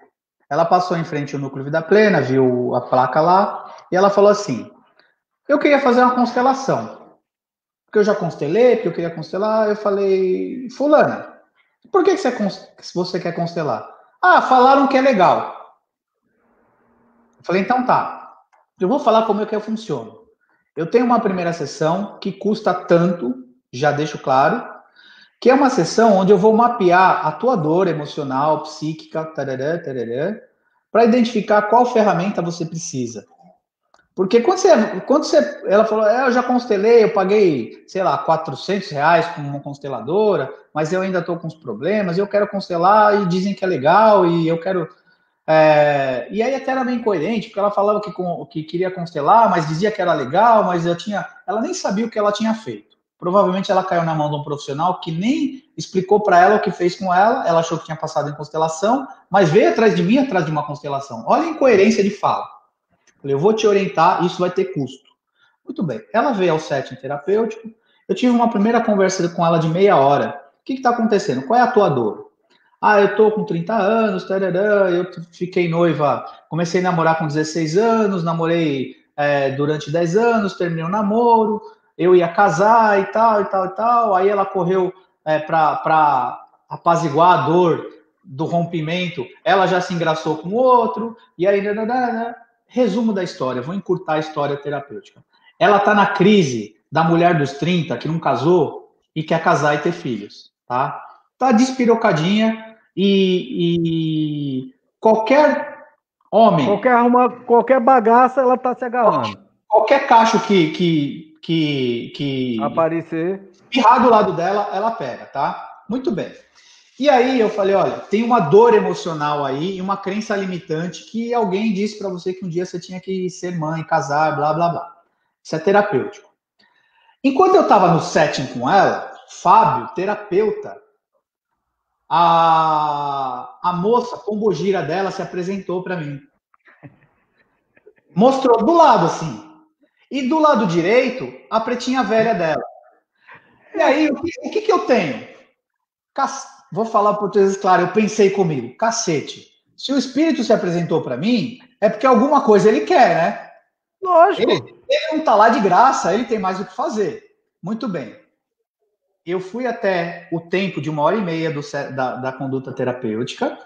Falei, agora eu vou te propor um negócio. A sua sessão terapêutica Fábio Nasa encerra aqui. Acabou. Vamos descer na sala de passes e eu quero que você sinta a energia. Eu falei, qual é o teu eixo religioso? Ela falou, eu sou um bandista, mas não atuante. Ela é um bandista de frequentar, tá? Eu falei, você já incorporou alguma vez na vida? Ela, não, eu sinto os arrepios na coluna, tal. Eu falei, você confia em mim, agora, como orientador espiritual, tal. Ela falou, não, vamos lá. Desci, coloquei ela sentadinha, falei, mentaliza. A menina inspirou e incorporou a pombogira dela. Eu coloquei o celular, coloquei o celular para gravar. Falei, moça, boa noite, tal. O que tu tem a dizer? Passou um monte de orientação. Bacana, cara. Tirei a menina desincorporou, voltou meio zonza. Eu falei, agora sente a outra energia. Foi, a pretinha velha veio. Limpou ela, estabilizou. Falou, moço, eu só vim estabilizar ela. Desincorporou, ela voltou aprumadinha, zen, falou, nossa, que energia gostosa. Eu falei, achamos o seu segundo problema, mediunidade reprimida. Isso. Aqui você vai precisar estudar e desenvolver mediunidade. Aqui é o Fábio Nasa que vai te tratar e cobrar. Ponto. Tem algum problema nisso? Entendesse? Agora, assim, quando a gente está dentro da doutrina espírita e está no movimento espírita, existe uma cobrança muito grande. Eu tenho certeza que nesse momento agora estamos nós dois sendo criticados. Porque tem gente assistindo a live, mas não curte, não comenta, não diz nada, mas fica cá com, né, com aqueles pensamentos. Pô, bicho, os caras cobram, os caras. Cara, veja, uma coisa é a parte da psicoterapia, das terapias e etc., a hipnose, né? Todas as técnicas que nós temos que adquirimos através do estudo e investimento. A outra parte é a parte espiritual. E uma não traz. Eu já disse a várias pessoas aqui, eu disse: olha, procura um psicólogo, procura um psiquiatra, você está precisando de um médico para poder te receitar remédios para você equilibrar primeiro e depois você vem. Aí a gente conversa. Ou então, o que é que você quer? Né? Você não é da. Porque eu atendo evangélicos aqui, eu atendo todo mundo, pô. Então eu chego para a pessoa e digo assim: olha, procura um psicólogo, porque a gente trabalha aqui de uma forma holística e tal. Eu posso trabalhar, mas se você se sentir mais confortável, procura uma vertente terapêutica mais tradicional, se assim você acha que é melhor, mas pense direitinho e tal, blá, blá, blá. Então, quer dizer, eu não fico puxando o trabalho espiritual para me lucrar. É o contrário. Quando eu percebo dentro do consultório, é que eu mando e indico que vá trabalhar a mediunidade, que melhore o padrão e tal. Nunca ninguém, tem muita gente aí testemunha, pessoas que trabalham aqui comigo, pessoas que convivem comigo e sabem da minha seriedade nesse negócio. Eu não brinco com isso, tá certo? Mesmo porque eu tenho a espiritualidade e a minha própria consciência para trabalhar com isso. E tem um negócio, Wagner, que é o seguinte: essa menina, sendo sensitiva, o sensitivo capta muita emoção do externo. Lógico. E se ela está na vibração da carência, o que ela vai captar? Mais carência do mundo externo. Mais carência, lógico, e aí lógico. Ela vai ficar num bololô de carência, e como o buraco de carência é muito grande, de novo, qualquer macho que espirrar, vou falar tá dentro. Ela abre as pernas, tá? Então, ela precisa entender da mediunidade dela, para ela saber que o que é dela e o que não é, e terapeuticamente, no setting terapêutico, seja com Fábio Naza, com Wagner Andrade, com qualquer outro terapeuta, cuidar do buraco emocional e das crenças limitantes dela. Fundamental, né? Até aí, ó, Karina Terra tá botando aí. Emocional e espiritual andam juntos. Vocês estão certíssimos. Muito obrigado, Karina. Valeu mesmo. Obrigado aí pelo apoio. Vê só, a gente... eu tenho um afazer aqui com a patroa aqui com algumas coisas. Eu precisava que a gente fosse costurando aí pra gente finalizar Não, a gente já tem que finalizar mesmo.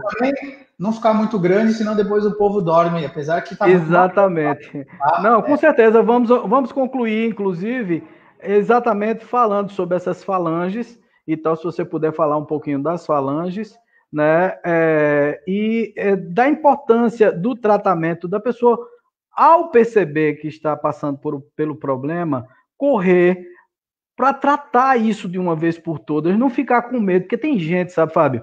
E aí eu entendo demais. As pessoas têm uma visão religiosa, tradicional, né, às vezes espírita, mas espírita de frequentar apenas palestras, né, de frequentar apenas como se fosse uma religião, quando você vai uma vez por semana ou 2 vezes por semana para poder se sentir mais aliviado.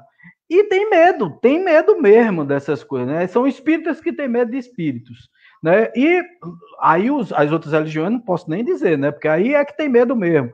E muitas vezes elas estão em casa, nesse momento, congestionadas, com a sua estrutura energética totalmente obliterada, lascada mesmo, né? Como vamos pro popular, lascada. E, poxa, e não procuram melhorar, e não procuram porque ficam com medo e tal. Tem que temer alguma coisa, meu filho. Me explica aí, tem que estar com medo de alguma coisa ou essas coisas já vão pegar ela de todo jeito? Já estão pegando, né? Se ela está lascada, é porque já estão pegando, não tem jeito. Tem que estudar e entender. Mas explica um pouquinho sobre tudo. Tenho certeza, eu vou pontuar uma fala que eu aprendi com o Vô Antônio, que diz o seguinte: quem assistir essa live, depois volta e assiste novamente com a seguinte máxima: copo meio cheio, meio vazio. Esvazie um pouco o copo para que as falas que estão vindo aqui possam ser acessadas, tá? Eu recomendo Tem um livro de Ramatiz chamado Evolução no Planeta Azul, que Ramatiz ele diz que, em determinado momento, quando se não me falha a memória, Evolução no Planeta Azul, que a medicina do homem com a medicina espiritual convergir, nós teremos respostas e soluções para muitas patologias da humanidade. O que nós estamos falando aqui, embora a gente começou falando de sombra interna, depois de sombra externa, e a gente agora está falando de instrumentalização efetiva. Tá? Soluções, tá? E aqui, a gente não... É engraçado, a gente não combinou isso, mas tem um profissional aqui, tem outro profissional e tem muitos outros sérios que têm trabalhado nessa linha, que vai te economizar dinheiro, vai te economizar dor de cabeça.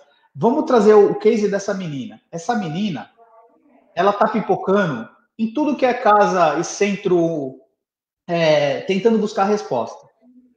Amanhã, ela cai no colo de um pai de santo desavisado, de uma pessoa inescrupulosa, e conduz a mediunidade dela, ou arranca dinheiro dela, de forma inescrupulosa, identificando a dor e a carência dela. Tá? Porque tem gente que faz isso. Vai gastar dinheiro e vai dar dor de cabeça. Fora o enrosco espiritual que pode arrumar. Amanhã, essa menina, vou falar português claro, abre as pernas para um homem que ela não ama, mas que ela está carente, e põe o filho no mundo, enrosca a sua vida por causa de um buraco de carência. E é exatamente isso que acontece com a maioria, né? A maioria é assim.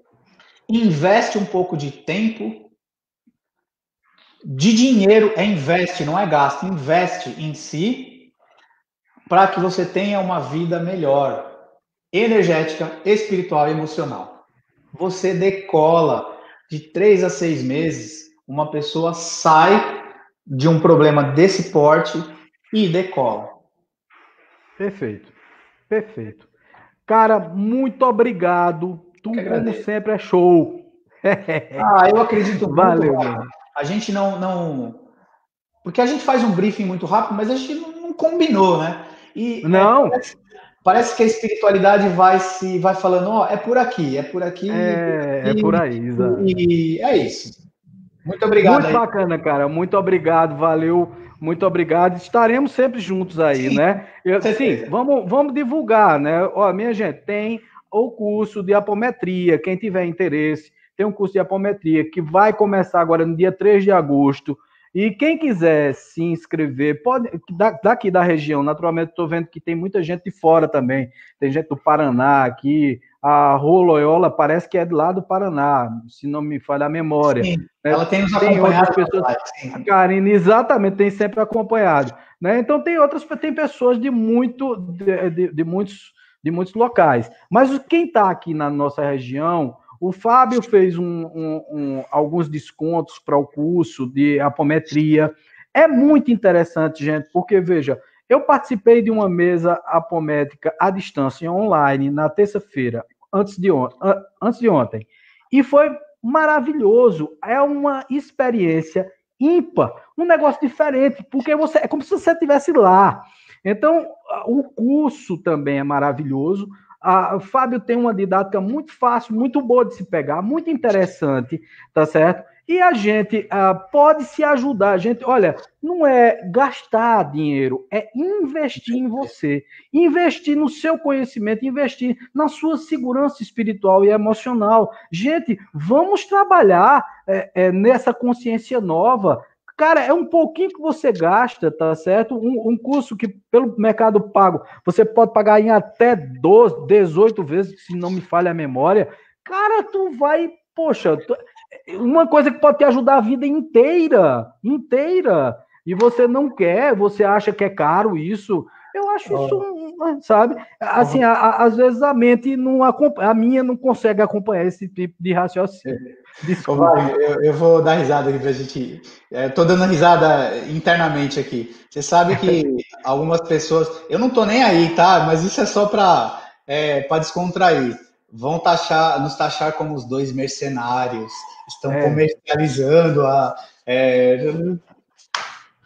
Tá tudo bem, velho. Tá tudo bem, velho. Deixa pra lá. Olha, o grande lance é o seguinte: a gente tenta ajudar, a gente tenta dar a mão. né? E a gente tenta fazer o melhor. Eu acho assim, eu tenho várias pessoas que estão aqui assistindo a live, que são pessoas que eu tenho uma grande consideração. E para todas elas eu ofereci. Para todas elas eu fiz questão de dizer, olha, faça um esforço, tá? E eu não costumo fazer isso, de ficar empurrando determinadas coisas, dizendo assim, vá. Sabe por quê? Eu noto onde está a carência, onde é necessário esse estudo, onde é necessário esse conhecimento, para que a pessoa mesmo melhore. Não é para o SEC, não é para mim, é para você, meu amigo, é para você, é para que você se sinta bem depois, tá? O conhecimento, gente, o maior espantador de fantasmas que existe no mundo se chama a luz da lucidez, do conhecimento, do entendimento de como as coisas funcionam.